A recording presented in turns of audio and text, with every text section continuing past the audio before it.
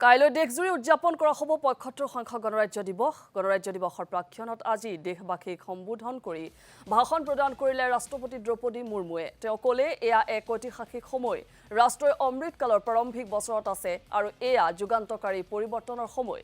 পশ্চিমীয়া গণতান্ত্ৰিক ব্যৱস্থাৰ তুলনাত ভাৰতৰ গণতান্ত্ৰিক ব্যৱস্থা অধিক পুৰণি, সেয়েহে ভাৰতবৰ্ষ গণতন্ত্ৰৰ জনক বুলি কোৱা হয়। দেশবাসীক গণৰাজ্য দিৱসৰ শুভেচ্ছা জনাই ৰাষ্ট্ৰপতি দ্ৰৌপদী মুৰ্মুৱে নিজৰ বক্তব্যত উল্লেখ কৰিলে ইছৰোৰ চন্দ্ৰ অভিযান আৰু সূৰ্য অভিযানৰ কথা। উল্লেখ কৰিলে নাৰী শক্তি বন্দন অধিনিয়মৰ প্ৰসংগও। তেওঁ লগতে উল্লেখ কৰে দেশৰ ৮১ কোটিৰো অধিক জনতাক আগন্তুক ৫ বছৰলৈ বিনামূলীয়া খাদ্য যোগান ধৰিবলৈ চৰকাৰখনে পৰিকল্পনা গ্ৰহণ কৰিছে। এয়া সম্ভৱতঃ ইতিহাসত সৰ্ববৃহৎ জনকল্যাণমূলক আঁচনি। তেওঁ লগতে উল্লেখ কৰে যে G20ৰ প্ৰসংগ লগতে জলবায়ু পৰিৱৰ্তনৰ কথাও। महात्मा गांधी का स्मरण होता है। बापू ने ठीक ही कहा था, जिसने केवल अधिकारों को चाहा है, ऐसे कोई भी प्रजा उन्नति नहीं कर सकी है। केवल वही प्रजा उन्नति कर सकी है जिसने कर्तव्यों का धार्मिक रूप से पालन किया है।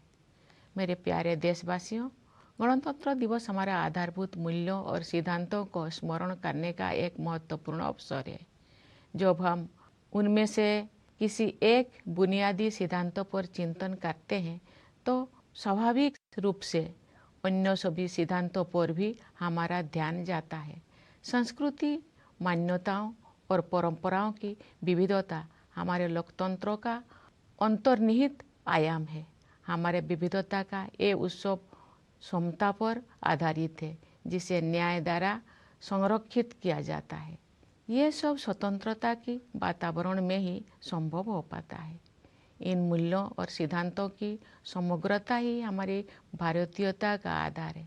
Doctor B.R. अम्बेडकर के प्रबुद्ध मार्गदर्शन में प्रवाहित इन मूलभूत जीवन मूल्यों और सिद्धांतों में रची बसी संविधान की भावधारा ने सभी प्रकार के भेदभाव को समाप्त करने के लिए सामाजिक न्याय के मार्ग पर हमें अडिग बनाए रखा है।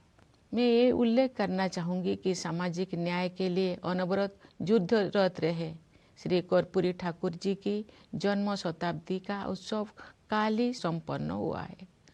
कर्पूरी जी पिछड़े वर्गों के सबसे महान पक्षकारों में से एक थे, जिन्होंने अपना सारा जीवन उनके कल्याण के लिए समर्पित कर दिया था। उनका जीवन एक संदेश था।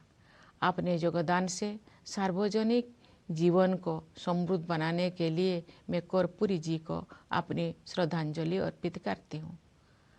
हमारे गणतंत्र की मूल भावना से एकजुट होकर 140 करोड़ से अधिक भारतवासी एक कुटुंब के रूप में रहते हैं।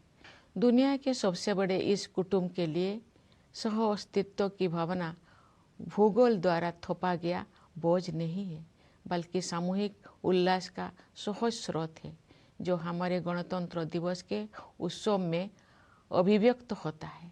इस सप्ताह के आरंभ में हम सबने अयोध्या में प्रभु श्री राम के जन्मस्थान पर निर्मित भव्य मंदिर में स्थापित मूर्ति की प्राण प्रतिष्ठा का ऐतिहासिक समारोह देखा।